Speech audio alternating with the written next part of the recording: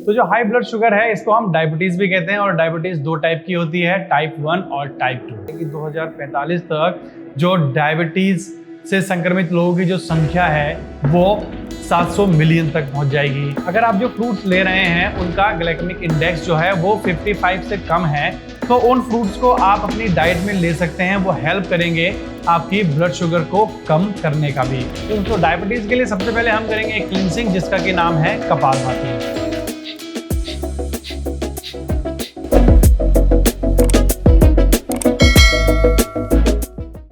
नमस्कार दोस्तों, मैं अतुल मिश्रा स्वागत करता हूं आपका विन मूव्स में। आज के इस वीडियो में हम लोग जानेंगे हाई ब्लड शुगर के बारे में। तो जो हाई ब्लड शुगर है इसको हम डायबिटीज भी कहते हैं और डायबिटीज दो टाइप की होती है, टाइप 1 और टाइप 2। तो वीडियो में आगे बढ़ने से पहले हम ये जान लेते हैं कि जो आंकड़े हैं वो क्या कहते हैं, किस तरीके से ये बीमारी लोगों में बढ़ रही है। तो दोस्तों जो रिसर्च हुई थी वो 1980 में हुई थी। सबसे पहले आंकड़े लिए गए थे 1980 में, तब निकल कर आया था कि 108 मिलियन जो लोग हैं वो संक्रमित हैं इस बीमारी से।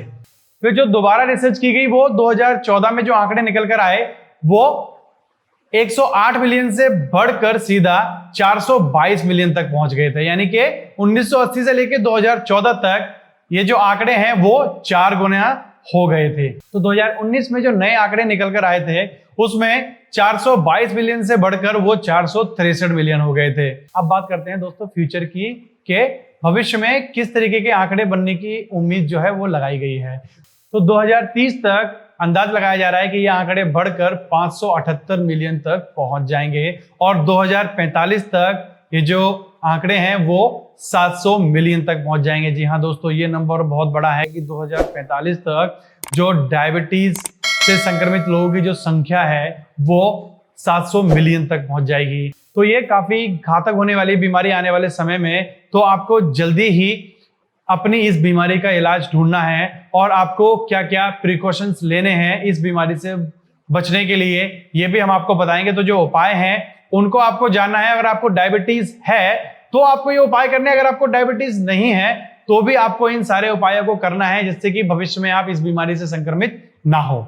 तो चलते हैं अपनी वीडियो में आगे और जानते हैं कि किस तरीके से बीमारी हमारे शरीर में बनती है। तो दोस्तों जो हाई ब्लड शुगर है तो जिसको कि हम डायबिटीज कहते हैं वो दो टाइप की होती है। तो पहले हम टाइप 2 को समझ लेते हैं कि टाइप 2 डायबिटीज क्या है। हमारे जो पेनक्रियाज हैं वो एक हार्मोन को सीक्रेट करते हैं, हार्मोन बनाते हैं जिसका नाम है इंसुलिन, जो कि हेल्प करता है हमारी शुगर को डाइजेस्ट करने में।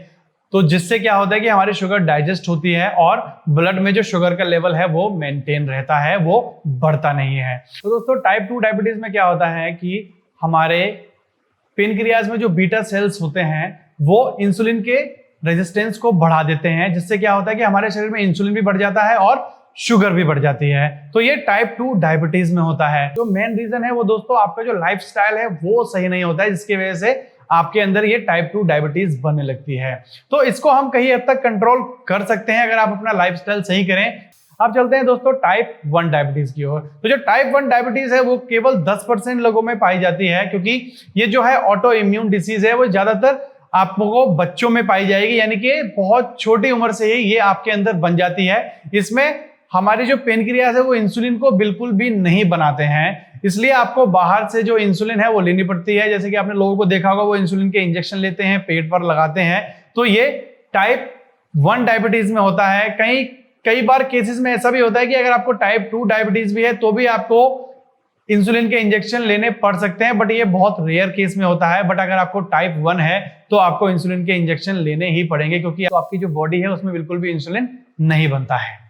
अब चलते हैं दोस्तों सिम्टम्स की ओर कि क्या क्या सिम्टम्स लक्षण आते हैं आपके शरीर में, जिससे कि आपको पता चले कि आपकी बॉडी में शुगर का लेवल बढ़ रहा है, आपका ब्लड शुगर जो है वो बढ़ रहा है। तो अगर आपको बहुत ज्यादा प्यास लगती है, आपको बार बार यूरिन पास करने के लिए जाना पड़ता है, कई बार आपको पेशाब के लिए जाना पड़ता है, आपका वेट एकदम से कम हो जाता है बिना कुछ ट्राई किए, आप कोई भी डाइट फॉलो नहीं करते हैं फिर भी आपका वेट कम हो रहा है, आप बहुत ही ज्यादा वीक फील करते हैं, बहुत ही ज्यादा थकान महसूस होती है आपको बहुत ज्यादा इरिटेबल फील होता है, आपका जो मूड है वो एकदम से चेंज होने लगता है, स्विंग होने लगता है, आपका जो विजन है वो ब्लरी हो जाता है, आपके जो सोर्स हैं, जो आपको चोट लगती है वो बहुत धीरे धीरे ठीक होती है, आपकी लोअर बॉडी यानी कि पैरों में सूजन रहती है, आपको बहुत सारे स्किन रिलेटेड और अदर इन्फेक्शंस होने लगते हैं। तो ये दोस्तों जो है वो सिम्टम्स हैं आपकी बॉडी में हाई ब्लड शुगर के। अगर आपको इनमें से कोई भी सिम्टम लगता है तो तुरंत आपको अपना ब्लड शुगर जो है वो चेक कराना चाहिए। अब चलते हैं दोस्तों अपने वीडियो में आगे। अब हम जानते हैं कि क्या क्या उपाय हम कर सकते हैं अपने ब्लड शुगर को कंट्रोल करने का। तो दोस्तों मैं आपको यहाँ 5 उपाय बताने वाला हूँ। ये 5 उपाय आपको करने हैं जिससे कि आप अपनी हाई ब्लड शुगर को कंट्रोल कर सकें। तो सबसे पहला जो उपाय है वो आता है आपका तुलसी। तो आपको दोस्तों करना क्या है कि आपको तुलसी के 4 से 5 पत्ते लेने हैं, उनको आपको पानी में बॉईल करके छान के फिर आपको वो पानी पी लेना है। या फिर आप जो रेगुलर टी बनाते हैं या ग्रीन टी बनाते हैं उसमें भी आप तुलसी के पत्तों को डालकर उसको फिर छान कर पी सकते हैं। तो आप चाहें तो तुलसी के पत्तों को सीधा मुंह में रख के और पानी से आप निगल सकते हैं। ध्यान रखना है दोस्तों, आपको तुलसी के पत्तों को चबाकर नहीं खाना है। कुछ लोग आपको बताते हैं कि तुलसी के पत्ते आप चबाकर भी खा सकते हैं। कुछ आर्टिकल्स में ये बताया गया था कि तुलसी में जो है वो मरकरी पाई जाती है, अगर आप उसको चबाकर खाते हैं तो वो आपके दांतों को डैमेज कर देती है। तो इसलिए जहां तक हो सके तुलसी को चबाना अवॉइड करें और जितना हो सके उसको आप चाय के साथ या ग्रीन टी के साथ बॉईल करके लें, वो बहुत ज्यादा अच्छा रहेगा। तो दोस्तों तुलसी क्या करती है, तुलसी हमारे पेनक्रियाज को जो बीटा सेल्स होते हैं उनको स्टिमुलेट करती है, जिससे बीटा सेल्स इंसुलिन के रेजिस्टेंस को कम कर देते हैं और हमारी जो ब्लड शुगर है वो अच्छे से डाइजेस्ट होने लगती है और हमारी बॉडी में ब्लड शुगर का लेवल कम होने लगता है। अगला उपाय आता है दोस्तों फ्रूट्स। अब कुछ लोग ये सोच रहे होंगे कि फ्रूट्स में तो ऑलरेडी शुगर होता है, अब हम अगर फ्रूट्स ही लेंगे तो किस तरीके से हम अपने ब्लड शुगर को कम करेंगे। तो दोस्तों आपको अगर शुगर है, अगर आपको डायबिटीज की प्रॉब्लम है तो आपको सारे फ्रूट्स आपके लिए अच्छे नहीं है। इसका मतलब ये भी नहीं है कि सारे फ्रूट्स आपके लिए हानिकारक भी हो सकते हैं। तो आपको देखना क्या है कि फ्रूट्स में 2 चीजें होती हैं, पहली होती है ग्लाइकेमिक इंडेक्स और दूसरी होती है ग्लाइकेमिक लोड। तो ये दोनों चीजें आपको अपने फ्रूट्स में पहले देखनी है कि कितनी होनी चाहिए। अगर आप जो फ्रूट्स ले रहे हैं उनका ग्लाइकेमिक इंडेक्स जो है वो 55 से कम है तो उन फ्रूट्स को आप अपनी डाइट में ले सकते हैं। तो कुछ फ्रूट्स हैं जिनका की ग्लाइकेमिक इंडेक्स जो है वो कम होता है और ग्लाइकेमिक लोड जो है वो भी कम होता है, उन फ्रूट्स को आपको लेना है। तो उन फ्रूट्स के नाम है, पहला है एप्पल, जी हाँ दोस्तों सेब। तो सेब का जो ग्लाइकेमिक इंडेक्स है वो 40 होता है और उसका ग्लाइकेमिक लोड जो है वो 6 होता है। तो दूसरा आता है कीवी। तो कीवी का ग्लाइकेमिक इंडेक्स जो है वो 50 होता है और ग्लाइकेमिक लोड इसका 7.7 होता है। और कीवी बहुत ही अच्छा होता है आपकी ब्लड शुगर को कंट्रोल करने के लिए। ध्यान रखना है इसके जो छिलके होते हैं वो बहुत ज्यादा अच्छे होते हैं हमारी शुगर कंट्रोल करने के लिए। तो आपको कीवी को छिलकों के साथ ही खाना है। तीसरा दोस्तों आता है हमारा संतरा यानी कि ऑरेंज। तो संतरे का ग्लाइकेमिक इंडेक्स जो होता है वो 52 होता है, 52, और इसका ग्लाइकेमिक लोड जो होता है वो 4.4 होता है। तो इन तीनों फलों को आप ले सकते हैं अपनी डाइट में। ये आपकी हेल्थ को भी अच्छा बनाए रखेंगे और साथ साथ आपकी जो ब्लड शुगर है उसको भी कंट्रोल करने में हेल्प करेंगे। अब चलते हैं अपने तीसरे उपाय की ओर। तो दोस्तों तीसरा जो उपाय है वो है नीम की पत्तियां या फिर नीम का फल भी आप ले सकते हैं। तो वो आपको बहुत ज्यादा हेल्प करता है आपकी ब्लड शुगर को कंट्रोल करने में, आपकी डायबिटीज में। तो नीम के जो पत्ते होते हैं उसमें फ्लेवोनॉइड्स होते हैं, एंटीवायरल कंपाउंड भी होते हैं और उसमें ग्लाइकोसाइड्स भी होते हैं जो कि हेल्प करते हैं बहुत ज्यादा आपकी ब्लड शुगर को आपकी बॉडी में कम करने के लिए। तो दोस्तों आपको क्या करना है, आपको सुबह सुबह फ्रेश पत्ते जो हैं वो नीम के तोड़ने हैं। आप ट्राई करें कि जो छोटी छोटी नई नई पत्तियां जो आई होती हैं उनको आप तोड़ के और सुबह चबाकर खाएं। ये आपको बहुत ज्यादा हेल्प करेंगे आपकी ब्लड शुगर को कंट्रोल करने के लिए। तो दोस्तों ये मैंने आपको 3 उपाय बताए हैं। बाद के जो 2 उपाय हैं वो आपको करने बहुत ज्यादा जरूरी हैं, उसके बिना ये जो 3 उपाय, पहले जो 3 उपाय हैं वो बिल्कुल भी काम नहीं करेंगे। तो दोस्तों जो चौथा उपाय है वो आता है आपका लाइफस्टाइल। अगर आप अपना लाइफस्टाइल सही नहीं रखते हैं और उसको चेंज नहीं करते हैं तो आप चाहे कुछ भी कर लीजिए, आप अपनी बॉडी में ब्लड शुगर को कंट्रोल नहीं कर पाएंगे, ना ही आप अपनी डायबिटीज को खत्म कर पाएंगे। तो दोस्तों आपको लाइफस्टाइल इस तरीके का बनाना है कि आपका खाने का एक स्पेसिफिक टाइमिंग हो, आपका सोने का एक स्पेसिफिक टाइमिंग हो, सुबह जागने का एक स्पेसिफिक टाइमिंग हो, वही आपको फॉलो करना है। आपका लंच, डिनर और ब्रेकफास्ट अच्छे से डिवाइड होना चाहिए। आपको कितना विटामिन लेना है, कितना प्रोटीन लेना है, कितना कार्ब लेना है, ये भी आपको डिसाइड करना होगा पर डे, उसी तरीके से आपको मील लेनी है। मैंने दोस्तों एक वीडियो भी बनाई है कि आपकी जो 5 मॉर्निंग हैबिट्स हैं वो भी आपको बहुत ज्यादा हेल्प करेंगी आपकी ब्लड शुगर को कंट्रोल करने के लिए। तो आप इस वीडियो को जाकर देख सकते हैं और इस वीडियो को भी आप फॉलो कर सकते हैं, जो भी स्टेप इसमें बताए गए हैं। तो लाइफस्टाइल अगर आपको चेंज करनी है तो आपको बहुत ज्यादा अंदर से मजबूत होना पड़ेगा, और आपकी जो लाइफस्टाइल एक बार अगर चेंज हो जाती है तो आप ना केवल डायबिटीज से बल्कि जो अदर बीमारियां हैं उससे भी आप अपने शरीर को बचा पाएंगे। अब दोस्तों आता है हमारा आखिरी उपाय, योगा। तो आइए जानते हैं कि कौन कौन से आसन और प्राणायाम आपको करने हैं अपनी बॉडी में ब्लड शुगर को कंट्रोल करने के लिए। तो दोस्तों डायबिटीज के लिए सबसे पहले हम करेंगे एक क्लिनसिंग, जिसका की नाम है कपालभाति। तो दोनों हथेलियों को अपने घुटनों पर रखेंगे, कमर को सीधा रखेंगे, हमें किसी भी कंफर्टेबल क्रॉस लेग पोजीशन में बैठ जाना है। फिर दोनों आंखों को बंद करने के बाद गहरी श्वास अंदर भरनी है, आधी श्वास बाहर छोड़ेंगे, आधी श्वास बाहर छोड़ने के बाद फिर हमें कपालभाति स्टार्ट करनी है।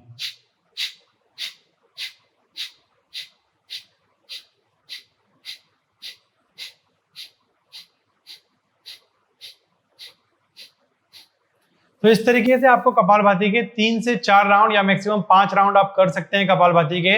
अगर आपको कपालभाति से रिलेटेड और जानकारी चाहिए तो हमने ये वीडियो बनाया है दोस्तों कपालभाति के ऊपर, आप इस वीडियो को जाकर देख सकते हैं और आपको कपालभाति की पूरी टेक्निक यहाँ पर मालूम पड़ जाएगी। कपालभाति के बाद हमारा अगला प्राणायाम आता है जिसका की नाम है भस्त्रिका प्राणायाम, भस्त्रिका ब्रीथिंग। तो दोस्तों भस्त्रिका ब्रीथिंग हमें कैसे करना है, तो सिंपल हमें किसी भी ध्यानात्मक पोजीशन में बैठ जाना है, सुखासन में बैठ जाएंगे जैसे कि हम। उसके बाद अपने दोनों हाथ की मुट्ठियों को इस तरीके से बंद कर लेना है और चेस्ट को थोड़ा सा बाहर की तरफ एक्सपेंड करेंगे। फिर श्वास लेते हुए हाथ सीधे, मुट्ठियां खोलेंगे और श्वास छोड़ते हुए मुट्ठियां बंद करते हुए हाथ नीचे।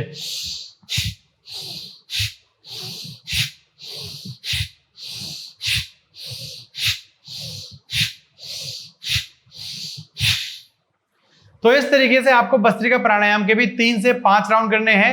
हमने दोस्तों भस्त्रिका प्राणायाम के ऊपर भी ये वीडियो बनाया है, यहाँ आपको भस्त्रिका प्राणायाम से रिलेटेड सारी जानकारी आपको मिल जाएगी, तो इस वीडियो को जाकर आप देख सकते हैं। अब चलते हैं अपने आसनों की ओर। तो सबसे पहले हमारा आसन आता है वक्रासन, ट्विस्टिंग पोज, जो कि डायबिटीज के लिए बहुत ज्यादा अच्छा है। तो सबसे पहले हमें दंडासन की पोजीशन में बैठ जाना है और दंडासन में बैठने के बाद हम अपने राइट लेग को बेंड करेंगे, अपने हील को अपने नी की लाइन में, यानी कि आपकी जो एडी है उसको अपने घुटने की लाइन में लेके आएंगे, स्पाइन को सीधा रखेंगे, अपने बाएं हाथ को ऊपर उठाएंगे। बाएं हाथ को ऊपर उठाने के बाद अपने बाएं हाथ की कोहनी से अपने घुटने को क्रॉस करेंगे, फिर अपने दाएं हाथ को कमर के पीछे ले जाएंगे और स्पाइन को बिल्कुल सीधा रखना है। शोल्डर दोनों ट्राई करेंगे कि दोनों कंधे जो हैं वो एक लाइन में रहें। फिर अपनी गर्दन को धीरे धीरे टर्न करके पीछे की तरफ देखने का प्रयास करेंगे। तो ये आपका वक्रासन हो गया। तो इस वक्रासन की पोजीशन को आपको 30 सेकंड से लेके 1 मिनट तक रोकना है। उसके बाद वापस आने के लिए पहले अपनी गर्दन, फिर अपना हाथ एक एक करके वापस लेके आएंगे। इसी तरीके से आपको यह आसन दूसरी तरफ से करना है, तो दोनों तरफ से करना है आपको इस आसन को। अब हमारा अगला आसन आता है पश्चिम उत्तानासन। तो दंडासन की पोजीशन में बैठेंगे, फिर श्वास भरते हुए दोनों हाथों को ऊपर की तरफ उठाएंगे और श्वास छोड़ते हुए अपनी कमर के निचले भाग से धीरे धीरे आगे की तरफ झुकेंगे और दोनों हाथ की उंगलियों से आप और अंगूठे से अपने दोनों पैर के अंगूठों को पकड़ लेंगे। तो यहाँ आपको होल्ड करना है, थोड़ी देर के लिए रुकेंगे इस आसन में। अगर पॉसिबल है तो आप अपनी कमर के निचले भाग से झुकते हुए धीरे धीरे अपनी कोहनियों को नीचे मैट पर रखने का ट्राई करेंगे और धीरे धीरे श्वास छोड़ते हुए और नीचे की तरफ आएंगे जितना कि आप आ सकते हैं। ध्यान रहे आपको अपनी बैक को हंच नहीं करना है, अपनी स्पाइन को जितना हो सके उतना खींच के रखना है। तो इस आसन को भी आप 30 सेकंड से लेके 1 मिनट तक आप 3 सेट इसके कर सकते हैं। फिर वापस आने के लिए श्वास लेते हुए दोनों हाथों को ऊपर की तरफ उठाएंगे, फिर दोनों हाथ नीचे की तरफ। अगले आसन के लिए हम अपनी कमर के लेट जाएंगे। तो ये हमारे दोनों पैर जुड़े हुए रहेंगे, दोनों हाथ बॉडी के साइड से। तो ये हमारी सुपाइन पोजीशन है। इसमें हम पहला आसन आपका करेंगे उत्तान पादासन। तो उत्तान पादासन में आप दोनों पैरों को जमीन से 30 डिग्री तक ऊपर उठाएंगे, यहां रोक के रखेंगे 30 सेकंड तक, फिर धीरे से वापस लेके आएंगे। उसके बाद फिर से दोनों पैरों को ऊपर की तरफ उठाएंगे और यहां पर दोनों पैरों को 45 डिग्री तक उठा के लाएंगे। 30 सेकंड से 40 सेकंड तक यहां होल्ड करेंगे, फिर धीरे से वापस। आप दोनों हाथों का सहारा लेते हुए फिर से दोनों पैरों को 60 डिग्री यानी कि 60 डिग्री तक ऊपर उठाएंगे दोनों पैरों को, अपने दोनों घुटने सीधे रहेंगे, दोनों हाथों को अपने हिप्स के साइड में रखेंगे। फिर वापस 30 सेकंड से 40 सेकंड तक होल्ड करने के बाद वापस आएंगे। तो इस तरीके से उत्तान पद्मासन के आपको 3-3 सेट करने हैं, यानी कि 3 सेट 30 डिग्री तक, 3 सेट 45 डिग्री तक और 3 सेट 60 डिग्री तक, इस तरीके से आपको करना है। अब आता है हमारा अगला आसन, जो कि हम करेंगे स्पाइनल ट्विस्ट। ओके, तो स्पाइनल ट्विस्ट के लिए अपने दोनों हाथों को अपने कंधों की लाइन में रख लेंगे। उसके बाद अपने दाएं पैर को घुटने से बेंड करेंगे और दाएं पैर को अपने बाएं घुटने के ऊपर रखेंगे। फिर धीरे से अपनी कमर के निचले भाग को बाईं तरफ और गर्दन को दाईं तरफ घुमाएंगे, इस तरीके से। आप चाहें तो अपने बाएं हाथ को दाएं घुटने पर रखकर थोड़ा और प्रेस कर सकते हैं, बट ध्यान रहे कि आपके जो दोनों कंधे हैं वो नीचे मैट पर ही टच रहेंगे। दोनों आंखों को बंद करने के बाद आपका जो पेट है उस पर ध्यान लगाएंगे, किस तरीके से श्वास लेते हो, श्वास छोड़ते हो, आपका पेट जो है वो ऊपर और नीचे की तरफ आ रहा है। फिर धीरे से वापस आएंगे, दोनों हाथों को कंधों की लाइन में रखेंगे। इसी तरीके से आपको दूसरी तरफ से करना है। तो दोनों साइड से आप करेंगे इस आसन को, स्पाइनल ट्विस्ट को आप दोनों तरफ से करेंगे। फिर धीरे से वापस आएंगे। अब हम दूसरा ट्विस्ट करेंगे, तो दोनों पैरों को हम बेंड कर लेंगे और दोनों पैरों को ऊपर उठाएंगे, अपनी जो जंघाएं हैं उनको अपनी छाती की तरफ या पेट की तरफ लेके आएंगे। फिर अपने दोनों घुटनों को दाईं तरफ और गर्दन को बाईं तरफ मोड़ लेंगे। दोनों कंधे आपके टच रहेंगे नीचे आपकी मैट पर। यहां पर आप होल्ड करेंगे 30 सेकंड से लेके 1 मिनट तक। फिर उसके बाद वापस आएंगे। फिर इसी तरीके से दूसरी तरफ से करना है इसको। तो दोनों ही ट्विस्टिंग पोज जो कि हमने दोनों आसन बताए हैं लेटकर, आपके स्पाइनल ट्विस्ट जो बताए हैं, उनको आपको 30 सेकंड से 1 मिनट तक 3-3 सेट आपको इन दोनों आसनों के करने हैं। फिर धीरे से पैरों को सीधा कर देंगे और दोनों हाथ बॉडी के साइड से। तो ये हमने आपको बताए हैं योगा आपकी डायबिटीज के लिए, यानी कि आपकी बढ़ी हुई शुगर के लिए। तो आपको जो भी हमने सारी बातें बताई है वो आपको ध्यान रखनी है और आपको योगासन भी करने हैं। अगर आपको कोई भी अदर बीमारी है, हाई ब्लड प्रेशर या लो ब्लड प्रेशर है या फिर कमर में दर्द है, तो आप अपनी डॉक्टर की एडवाइस लें या फिर किसी अच्छे योग टीचर के सानिध्य में ही इन सारे आसनों को आपको करना है। तो ये सारी चीजें आपको करनी है अपनी बढ़ी हुई शुगर को कम करने के लिए। अगर आप इन सारे तरीकों को अच्छी तरीके से फॉलो करते हैं तो आपकी बढ़ी हुई शुगर बहुत जल्दी कम हो जाएगी और आप अपनी डायबिटीज की बीमारी से मुक्त हो जाएंगे। अगर आपको ये वीडियो पसंद आई है तो इस वीडियो को लाइक करें। अगर आप हमारे चैनल पर पहली बार आए हैं तो हमारे चैनल को सब्सक्राइब करके जाएं। अगर सब्सक्राइब आपको चैनल इसलिए करना है, अगर आपको आगे भी हेल्थ रिलेटेड और फिटनेस रिलेटेड और हेल्थ टिप्स चाहिए तो इस चैनल को सब्सक्राइब करना ना भूलें। मिलते हैं जल्दी आपसे अगले वीडियो में, तब तक के लिए नमस्कार।